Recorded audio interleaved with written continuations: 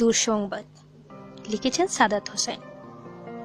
একটি দুঃসংবাদ আছে, যারা আমাকে ভেঙে চুরে টুকরো কাছের মতো ছড়িয়ে দিতে চেয়েছিল তাদের জন্য।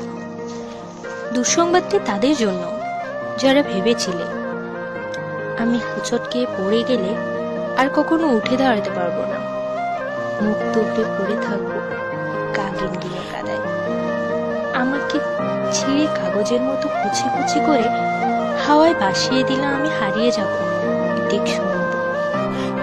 যে আমাকে টেনে হিঁচড়ে নামিয়ে নিতে চেয়েছিল অতলান্তিক বিষাদ সমুদ্রে, ডুবিয়ে দিতে চেয়েছিল এক পৃথিবী বিমৃষে।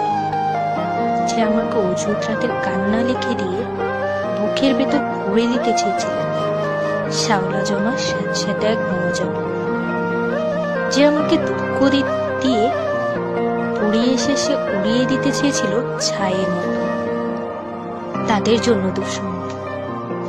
আমি এখন পাখির মতো, আমায় ছেড়ে কুচি কুচি ভাসিয়ে দিলে এখন আমি ডানা মেলে আকাশ জুড়ে উঠতে যাই।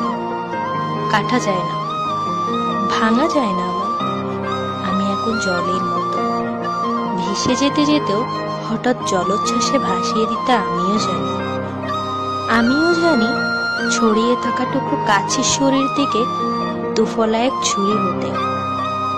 এই যে মানুষ দুঃখ দিতে দক্ষ ভীষণ, সেও জানুক আমি এখন হাসতে জানি।